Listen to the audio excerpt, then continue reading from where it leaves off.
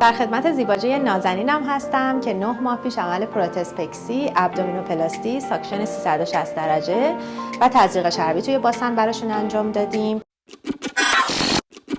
سلام، دکتر فروتن هستم، جراح کلینیک زیبایی لویان.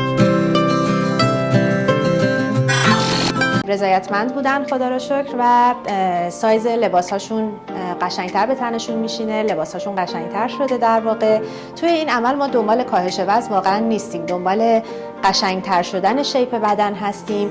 ایشون قبل از عمل حدود 23 کیلو کاهش وزن داشتن، به همین خاطر سینه‌شون خیلی شل و افتاده بود، پوست بدنشون خیلی شل بود که ما با ابدومینوپلاستی و پروتز پکسی ترمیمش کردیم. یه صحبتی که من در مورد پروتز پکسی بکنم که خیلی از ما میپرسن، این که یه عملیه که ما میتونیم در 2 نوبت انجام بدیم. پروتز و پکسی یعنی لیفت سینه و گذاشتن پروتز رو میتونیم با هم انجام بدیم. تقریبا 50% افرادی که پروتز پکسی رو با هم انجام میدن حدود 1 سال بعد نیاز به ترمیم ممکنه پیدا بکنن، یا اینکه کلا جداگانه انجام میدیم. این سوالیه که میپرسن و جوابشون رو خدمتتون گفتم.